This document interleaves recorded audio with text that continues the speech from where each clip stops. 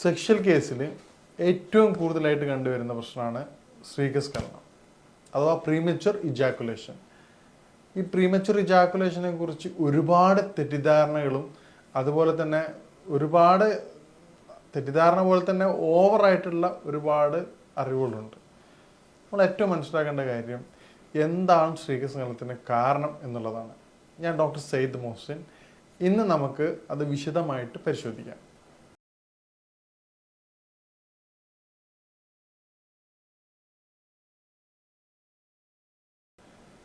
സ്ത്രീകസ്ഖലനത്തിൻ്റെ ഏറ്റവും പ്രധാനപ്പെട്ട കാരണമായിട്ട് പറഞ്ഞത് സഡൻഡറി ലൈഫ് സ്റ്റൈൽ തന്നെയാണ്.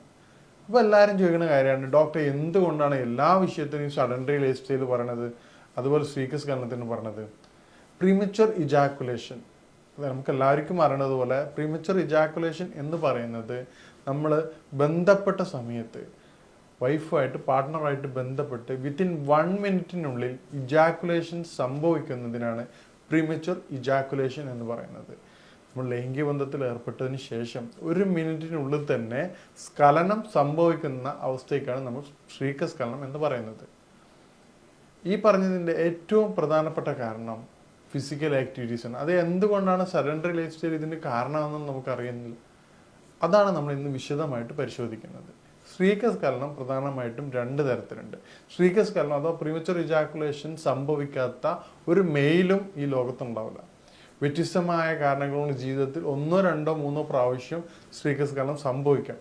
പക്ഷേ അത് സംഭവിച്ചതിന് ശേഷം പിന്നീട് ഉണ്ടാവുന്ന ലൈംഗിക ബന്ധങ്ങളിൽ നമ്മൾ ആ ഒരു മൈൻഡ് സെറ്റോട് കൂടിയാണ് നമ്മൾ പെരുമാറുന്നതെങ്കിൽ അത് പിന്നീട് നമുക്ക് തുടർച്ചയായിട്ട് ഒരുപാട് പ്രയാസങ്ങൾ സൃഷ്ടിക്കാറുണ്ട്.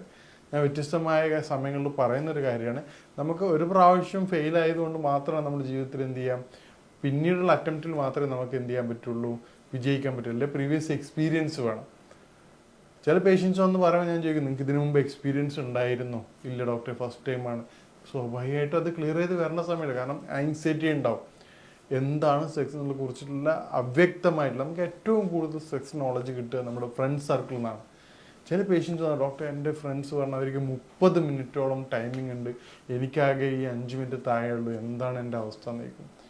അപ്പം ഞാൻ അവരോട് പറയും, നിങ്ങൾ നോർമലി ആയിട്ടുള്ള ആൾക്കാരോട് സംസാരിക്കുന്നത് പോലെ നിങ്ങളുടെ ആവശ്യം, അതായത് ഹെൽത്ത് അവയർനെസ് ആയ വിഷയങ്ങൾ നിങ്ങൾ ഒതൻറ്റിക് ആയിട്ടുള്ള അല്ലെങ്കിൽ ക്വാളിഫൈഡ് ആയിട്ടുള്ള ഡോക്ടേഴ്സിൻ്റെ അടുത്ത് മാത്രമേ അത് അറിയാൻ പാടുള്ളൂ, അല്ല സെക്സോളജിസ്റ്റിൻ്റെ അടുത്ത്. കാരണം അവ്യക്തമായിട്ടുള്ള ധാരണകൾ, നിങ്ങൾ പലവിധ തെറ്റിദ്ധാരണ, ഇവർ വേറെ ആളോടത് തുറന്നു പറയൂല. അവരുടെ മൈൻഡിൽ എന്തായിരിക്കും, 30 മിനിറ്റാണ് നോർമൽ ടൈമിംഗ് എന്നുള്ള ധാരണയിലാണ് പുള്ളി നടക്കുക. ജീവിതത്തിൽ മൊത്തത്തിലാക്കി കിട്ടും 30 മിനിറ്റ്. ഇതിനെ അനുബന്ധിച്ച് ഞാൻ വേറൊരു കാര്യം പറയാം. എൻ്റെ അടുത്തൊരു പേഷ്യൻസ് വന്നിരുന്നു. ആ പേഷ്യൻസ് പിന്നെ പ്രോസ്റ്റേറ്റിന് സർജറി കഴിഞ്ഞായിരുന്നു. സർജറിക്ക് ശേഷം ഒരുപാട് കോംപ്ലിക്കേഷൻ സംഭവിച്ചു. പിന്നെ അതിന് ശേഷം എന്താ സംഭവിക്കുന്നത് പറഞ്ഞാൽ പുള്ളിക്ക് സ്ഖലനം സംഭവിക്കാത്തൊരവസ്ഥ വന്നു. സ്ഖലനം സമയം ബന്ധപ്പെട്ട് കഴിഞ്ഞാൽ 30 മിനിറ്റോളം ടൈമിങ് കിട്ടാത്ത അവസ്ഥ. അപ്പോൾ പുള്ളി പറയുക, ഡോക്ടർ ഞാൻ വൈഫായിട്ട് ബന്ധപ്പെട്ട് വൈഫ് ഇപ്പം സെക്സിലേക്ക് വരുന്നേ ഇല്ല. കാരണം എന്താണ്, ഇത് തളരാണ്. നോർമൽ ഈ ഒരു 10 മിനിറ്റ് ഈ പറഞ്ഞതിന് മേലെയൊക്കെ പോവുകയാണെങ്കിൽ പാർട്ട്ണർ ക്ഷീണിച്ച് തളരും. പിന്നീട് അവരൊരിക്കലും താല്പര്യത്തോടുകൂടി ഇൻ്റർകോഴ്സിന് വരില്ല. അപ്പോൾ നമ്മൾ യാഥാർത്ഥ്യ ബോധത്തോടുകൂടി മാത്രമേ അസുഖങ്ങളും നമ്മുടെ കാര്യങ്ങളും അറിയാൻ പാടുള്ളൂ. നേരത്തെ പറഞ്ഞ ക്വാളിഫൈഡ് ആയിട്ടുള്ള ആൾക്കാരോട് മാത്രമേ അത് അന്വേഷിക്കാൻ പാടുള്ളൂ. ഫ്രണ്ട് സർക്കിൾ അറിഞ്ഞോട്ടെ, അപ്പോൾ അവരുടെ എഡ്യൂക്കേഷൻ ലെവലും കാര്യം നിങ്ങൾക്ക് അറിയാലോ, അല്ലെ അവർക്ക് ആ വിഷയത്തെക്കുറിച്ച് എത്ര കൃത്യമായ നോളജ് ഉണ്ടാവും എന്നുള്ളത് നിങ്ങൾക്ക് അറിയാൻ പറ്റുമല്ലോ. ഒരു മനുഷ്യനും തൻ്റെ ബലഹീനത പുറത്ത് പറയൂല. അപ്പം നോർമലി ഒരു 3 മിനിറ്റ് 2 മിനിറ്റ് കിട്ടുന്ന ആളാണെങ്കിൽ പോലും പുറത്ത് പറയുക എന്താ, എനിക്ക് 20 മിനിറ്റ് കിട്ടാറുണ്ട്. ഞാൻ ചോദിച്ചു, നിങ്ങൾ മറ്റുള്ളവരുടെ എങ്ങനെയാണ് പറയുക? നിങ്ങൾക്ക് ടൈമിംഗ് എത്തില്ല, നിങ്ങൾ തൊട്ടടുത്ത ഫ്രണ്ട് ചോദിക്കും, നിങ്ങൾ എന്താ പറയുക? അത് ശരിയാണ് ഡോക്ടർ, ഞാനും അങ്ങനെയാണ് പറയാം. അപ്പോൾ ഞാൻ പറയുന്നത് റിയാലിറ്റി മനസ്സിലാക്കുക എന്നുള്ളതാണ് ട്രീറ്റ്മെൻറ്റിൻ്റെ ഏറ്റവും ഇമ്പോർട്ടൻറ്റ്.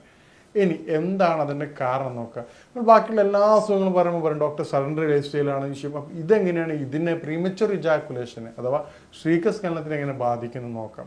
സ്ത്രീകസ്ഖലനത്തിനെ നിയന്ത്രിക്കുന്നത്, അതായത് നമ്മൾ ബന്ധപ്പെടുന്ന സമയത്ത് സ്ഖലനം സംഭവിക്കണം എന്ന് തീരുമാനിക്കുന്നത് തലച്ചോറാണ്. തലച്ചോറിലെ മെസ്സേജസുകൾ കൈമാറുന്ന ന്യൂറോ ട്രാൻസ്മിറ്റേഴ്സ് വഴിയാണ്.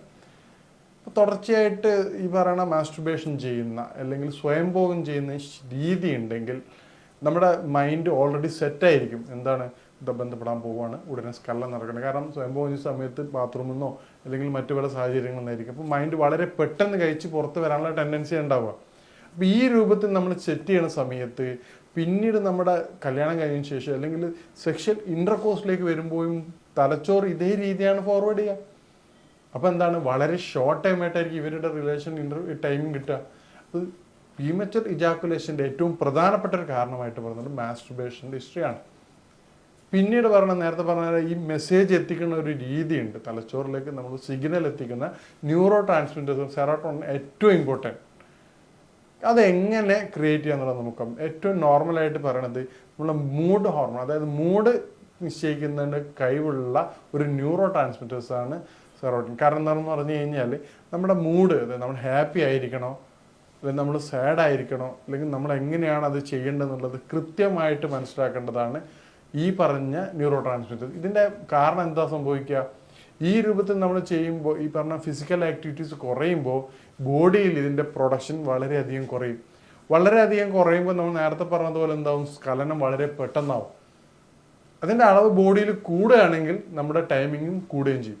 ഇതുകൊണ്ടാണ് എന്താണ് കാരണം എന്നറിഞ്ഞ് ചികിത്സിക്കണമെന്ന് പറയുന്നത്.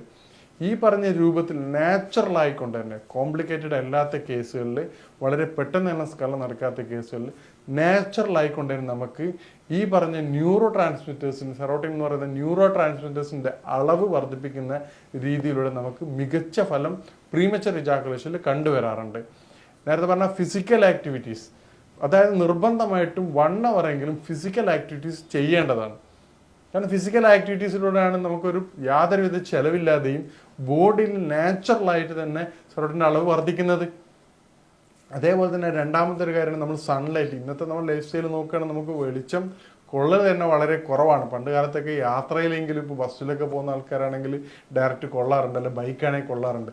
ഇന്ന് എല്ലാവരും ഒട്ടുവിധ ആൾക്കാർ 80% എന്താണ്, 4 വീലേഴ്സാണ് യാത്ര ചെയ്യുന്നത്, വിൻഡോ പൊക്കും. ഇപ്പോൾ ഡയറക്റ്റ് സൺലൈറ്റ് കിട്ടാറില്ല. ഡയറക്റ്റ് സൺലൈറ്റ് ഇതിൻ്റെ ഒരു പ്രധാനപ്പെട്ട ഉറവിടമാണ്. അതുപോലെ ഫുഡിൽ നോക്കുകയാണെങ്കിൽ എഗ്ഗ് ഇതിൻ്റെ പ്രധാന ഉറവിടമാണ്. അതുപോലെ ഫിഷിൽ സാൽമോൺ, അതുപോലെ ഡാർക്ക് ചോക്ലേറ്റ് നേരത്തെ പറഞ്ഞതുപോലെ ഇത് മാത്രമല്ല ആൻറ്റി ഓക്സിഡൻറ്റ് റിച്ചാണ്. അതായത് നമ്മുടെ ബോഡിയിൽ ബാക്കിയുള്ള ഡെത്ത് നടക്കുന്ന സെൽസിൻ്റെയൊക്കെ റിജുവിനേഷനും ബോഡിയെ റീജനുവേഷൻ ചെയ്യാനും ഈ ആൻറ്റി ഓക്സിഡൻറ്റ് വളരെയധികം സഹായിക്കുന്നുണ്ട്. നമുക്കുണ്ടാകുന്ന ടെൻഷനും കാര്യങ്ങളും മറ്റും എല്ലാവിധ സെൽ ഡീജനറേഷനൊക്കെ വളരെ ഫാസ്റ്റായിട്ട് റിക്കവർ ചെയ്യാൻ ഈ പറഞ്ഞ കാര്യങ്ങളൊക്കെ സംഭവിക്കും. നമ്മൾ നട്ട്സിലേക്ക് പോകണമെങ്കിൽ നട്ട്സ് പോലെ തന്നെ ഇമ്പോർട്ടൻ്റ് ആണ് ഇതിൽ സീഡ്സും. ഈ സീഡ്സും ഇത് നട്ട്സിനേക്കാൾ ഇമ്പോർട്ടൻ്റ് ആണ് പ്രീമച്ചർ എജാക്കുലേഷൻ സീഡ്സ്. അതിൽ ഏറ്റവും പറഞ്ഞത് പംകിൻ സീഡാണ്. അതുപോലെ തന്നെ സൺഫ്ലവർ സീഡും. ഇതോടൊപ്പം നമുക്ക് വാൾനട്ടും ആൽമണ്ടും കഴിക്കാവുന്നതാണ്. ഈ രൂപത്തിൽ നോക്കുകയാണെങ്കിൽ നമുക്ക് നാച്ചുറലായിട്ട് തന്നെ ന്യൂറോ ട്രാൻസ്മിറ്ററായിട്ടുള്ള സെറോട്ടോണിൻ്റെ ബോഡിയിൽ അളവ് വർദ്ധിപ്പിക്കുകയും നമുക്ക് എന്ത് ചെയ്യാൻ പറ്റും, ഈ രൂപത്തിൽ പ്രീമച്ചർ എജാക്കുലേഷനെ വളരെയധികം കൺട്രോൾ ചെയ്യാൻ പറ്റും. ഇനി എന്താണ് അതിൻ്റെ കാരണങ്ങൾ, ഇത് വിശദമായിട്ട് നമുക്ക് പരിശോധിക്കാം. രണ്ടാമത്തെ കാരണങ്ങളാണ് സെഡൻറ്ററി ലൈഫ് സ്റ്റൈൽ പോലെ തന്നെ ഏറ്റവും പ്രധാനപ്പെട്ട കാര്യമാണ് നേരത്തെ പറഞ്ഞ ഫിസിക്കൽ ആക്ടിവിറ്റീസ്. അത് 1 hour നിർബന്ധമായിട്ട് ചെയ്യേണ്ടതാണ്. പുരുഷന്മാർക്ക് അഡൽട്ടിനൊക്കെ ചെയ്യാൻ പറ്റുന്ന ഏറ്റവും ബെസ്റ്റ് ഫിസിക്കൽ ആക്ടിവിറ്റീസ് ആണ് സൈക്ലിങ്ങിൻ്റെ ഏറ്റവും ഇമ്പോർട്ടൻ്റ് അധികം വീഡിയോ പറയാറുള്ളത്. അത് മറ്റുള്ള കമ്പയർ ചെയ്യുമ്പോൾ നമ്മൾ സറൗണ്ടിങ്സിലേക്ക് പോകുന്ന സമയത്ത് ഒരു ജിമ്മിലൊക്കെ പോകുമ്പോൾ കൂടുതൽ റൂമിൽ നിന്നൊക്കെ ചെയ്യുന്നതിന് പകരമായിട്ട് നമ്മൾ വ്യത്യസ്തമായ കാഴ്ചകൾ കാണുകയാണ്. ഇപ്പോൾ റൂട്ടുകൾ മാറുകയാണെങ്കിൽ ടൗൺ റൂട്ടിൽ നിന്ന് മാറിക്കൊണ്ട് റൂറലിലേക്ക് പോവുകയാണ് സമയത്താണെങ്കിൽ പാടങ്ങളും വരും, അതൊക്കെ കാണുകയാണെങ്കിൽ മൈൻഡ് അറിയാതെ സെറോട്ടോണിൻ്റെ നാച്ചുറലായിട്ടുള്ള ഗ്രോത്ത് വളരെയധികം വർദ്ധിപ്പിക്കാൻ സഹായിക്കും. അതുകൊണ്ടാണ് സൈക്ലിംഗ് പ്രിഫർ ചെയ്യണത്. അതുപോലെ കുറച്ച് വിശദമായിട്ട് ഇരിക്കുക, പുറത്ത് പോയിട്ട് ഇരിക്കുക. അപ്പോൾ ഈ രൂപത്തിൽ ചെയ്യുമ്പോൾ ഗ്രൗണ്ടിൽ നിന്നൊക്കെ ഇൻഡോറിന് പകരം ഔട്ട്ഡോർ ചെയ്യുകയാണെങ്കിൽ അത് പ്രീമച്ചർ ഇജാക്കുലേഷൻ അത് കൂടുതലായിട്ട് കണ്ടുവരാറുണ്ട്. രണ്ടാമത് ചെയ്യുന്ന ഏറ്റവും പ്രധാനപ്പെട്ട കാര്യമാണ് ലേറ്റായിട്ട് ഉറങ്ങിയും വളരെ ലേറ്റായിട്ട് എഴുന്നേൽക്കുന്ന അവസ്ഥ. ഇത് ബോഡിയിൽ അസിഡിറ്റി കൂട്ടുകയും ഈ ഒട്ടുമിക്ക ഞാൻ കണ്ട ഒരു 80% പ്രിമച്ചർ ഇജാക്കുലേഷനുള്ള പേഷ്യൻറ്റിൻ്റെ 80% ഗ്യാസ്ട്രിക് പ്രോബ്ലംസ് 100% ഉണ്ടാവാറുണ്ട്. കാരണം അതിൻ്റെ കാരണം എന്താണ്, ഈ രൂപത്തിൽ നമ്മൾ ചെയ്യുന്ന സമയത്ത് ബോഡിയിൽ വളരെയധികം ഗ്യാസ്ട്രിക് പ്രോബ്ലംസ് വരികയും ബോഡിയുടെ ചൂട്, അത് ലിവറിൻ്റെ പറഞ്ഞ വീക്ക്നെസ് കൊണ്ട് തന്നെ ബോഡി ചൂട് വർദ്ധിക്കുകയും ചെയ്യും. ചൂട് വർദ്ധിക്കുന്ന പേഷ്യൻസിൽ എന്താവാറുണ്ട്, ഈ പറഞ്ഞ പ്രീമച്ചർ ഇജാക്കുലേഷൻ കോമൺ ആയിട്ട് കണ്ടുവരാറുണ്ട്. അപ്പോൾ പ്രീമച്ചർ ഇജാക്കുലേഷനുള്ളൊരു പേഷ്യൻ്റ് ആണെങ്കിൽ നിർബന്ധമായിട്ടും നിങ്ങൾ എന്ത് ചെയ്യേണ്ടതാണ്, കൃത്യമായിട്ടുള്ള ദഹന സംവിധാനം കൃത്യമാക്കേണ്ടതാണ്. ദഹനത്തിൻ്റെ ഉണ്ടാകുന്ന അസുഖങ്ങൾ ഇതിനെ ഒരുവിധം വളരെയധികം കോംപ്ലിക്കേറ്റഡ് ആവാറുണ്ട്. ഇനി എന്താണ് തൊട്ടടുത്ത കാരണം എന്നുള്ളത് നോക്കാം. ഈ പറഞ്ഞ പോലെ തന്നെ ഏറ്റവും പ്രധാനപ്പെട്ട കാരണമാണ് നമ്മുടെ മാസ്റ്റുർബേഷൻ. മാസ്റ്റുർബേഷൻ നിർബന്ധമായിട്ട് നിർത്തേണ്ടതാണ്. മാസ്റ്റുർബേഷൻ നമ്മൾ അറിയാതെ തന്നെ വളരെയധികം കൂടുതലായിട്ട് ഈ പറഞ്ഞ പ്രീമച്വർ എജാക്കുലേഷന് കാരണമാവാറുണ്ട്. നമുക്ക് നേരത്തെ പറഞ്ഞ കാരണങ്ങൾ സെറ്റ് ചെയ്താൽ നിങ്ങൾക്ക് മനസ്സിലാവും എന്തുകൊണ്ടാണ് മാസ്റ്റുർബേഷൻ ഇതിന് കാരണമാവുന്നത്. അപ്പോൾ ഈ രൂപത്തിൽ ഈ പറഞ്ഞ കാരണങ്ങൾ നമ്മുടെ ലൈഫുമായിട്ട് ബന്ധപ്പെട്ട് നമ്മുടെ ലൈഫ് സ്റ്റൈൽ രീതി എങ്ങനെയാണ് അത് മനസ്സിലാക്കിക്കൊണ്ട് നമ്മുടെ കാരണങ്ങൾ ഐഡൻറ്റിഫൈ ചെയ്യുകയാണെങ്കിൽ നമുക്ക് ട്രീറ്റ്മെൻറ്റിലൂടെ തന്നെ, ട്രീറ്റ്മെൻറ്റ് ഇല്ലാതെ തന്നെ ഒരു 60 to 70% കേസുകളിൽ ചിലപ്പോൾ ഓൺലൈനായിട്ട് കൺസൾട്ട് ചെയ്യുന്ന സമയത്ത് പേഷ്യൻസ് വളരെ ദൂരെയുള്ള പേഷ്യൻസ് ആയിരിക്കും. അതായത് നമുക്ക് കേട്ട് പരിചയമില്ലാത്ത രാജ്യങ്ങളിൽ നിന്ന് പോലും കൺസൾട്ടിങ് കിട്ടാറുണ്ട്. അപ്പോൾ ആ സമയത്ത് അവർ പറയുന്നത് ഡോക്ടർക്ക് മെഡിസിൻസ് വരും. അപ്പോൾ ഞാൻ പറയും ഈ രൂപത്തിൽ നിന്ന് ചേഞ്ച് ചെയ്യുമ്പോൾ അവർ പിന്നീട് ഒരു 2 months കഴിയുമ്പോൾ അവരെന്ന് പറയും ഡോക്ടറെ നല്ല ഹാപ്പിയാണ് ഡോക്ടർ, ഇപ്പോൾ നല്ല ചേഞ്ചസ് ഉണ്ട്. ചില പേഷ്യൻസ് എന്ന് പറയും ഡോക്ടർ മെഡിസിൻ നിർബന്ധമാണ് ഡോക്ടർ പറയണ പോലെയല്ല, എനിക്ക് ഒരുപാട് കാലമായി തുടങ്ങിയിട്ട്. അപ്പോൾ അവരോട് നമ്മൾ സംസാരിച്ചിട്ട് ഒരു രൂപത്തിൽ എത്തുമ്പോൾ അവരോട് പറയും നിങ്ങൾക്ക് ഇപ്പോൾ മെഡിസിൻ്റെ ആവശ്യമുണ്ട്, ഇല്ലെങ്കിൽ ഒരു 2 weeks നിങ്ങൾ എന്ത് ചെയ്യുക, ഈ പറഞ്ഞ രൂപത്തിൽ ഡയറ്റും എക്സസൈസും കൊണ്ട് മാത്രം ഒന്ന് ചെക്ക് ചെയ്ത് നോക്കാം. എന്നിട്ട് മെഡിസിൻ ആവശ്യമാണെങ്കിൽ നമുക്ക് എന്ത് ചെയ്യാൻ പറ്റും, ഇതിന് സെക്കൻഡ് സ്റ്റെപ്പിലേക്ക് പോകുന്ന. അപ്പോൾ അത് നമ്മളതിൻ്റെ കാരണം, നമ്മുടെ കാരണം കൃത്യമായിട്ട് ഡോക്ടേഴ്സിനേക്കാൾ പോലും കൃത്യമായിട്ട് മനസ്സിലാവുന്നതായിരിക്കാണ് നിങ്ങൾക്ക് തന്നെയാണ്. അപ്പോൾ ഈ പറഞ്ഞ കാര്യങ്ങൾ ഉണ്ടാവുകയാണെങ്കിൽ, ഇൻഡൈജഷൻ്റെ പ്രശ്നം ഉണ്ടാവുകയാണെങ്കിൽ, അതുപോലെ തന്നെ വളരെ വൈകിട്ട് ഉറങ്ങുന്ന പ്രശ്നം ഉണ്ടാവുകയാണെങ്കിൽ അത് നിർബന്ധമായിട്ട് നിങ്ങൾ നിർത്തേണ്ടതാണ്. പിന്നീട് ഉണ്ടാകുന്നൊരു കാര്യമാണ് സ്മോക്കിംഗ്, ആൽക്കഹോൾ. ഇതൊക്കെ ഇതിൻ്റെ അസോസിയേറ്റഡ് ആയിട്ടുള്ള കാര്യങ്ങളാണ്. നമ്മുടെ ഈ പറഞ്ഞ പ്രീമച്വർ ഇജാക്കുലേഷൻ സംഭവിക്കുന്നതിന് മുമ്പായിട്ട് തന്നെ നമുക്ക് നോക്കിയാൽ കൃത്യമായിട്ട് മനസ്സിലാവും നമ്മുടെ ബാക്കിയുള്ള കാര്യങ്ങളെ പോലെ ജനറലായിട്ടുള്ള ലേസിനെസ്, അതുപോലെ തന്നെ ക്ഷീണം. കാരണം നമുക്ക് മനസ്സിലാവും ഒരു കാര്യത്തിലും ഒരു ആക്റ്റീവ് ഉണ്ടാവാറില്ല. ഒരു 50 to 40% പേഷ്യൻസ് അങ്ങനെ തന്നെ പറയാറുണ്ട് ഡോക്ടർ എനിക്ക് ജനറലി ഒരു കാര്യമില്ല, ഒരു താല്പര്യമില്ല.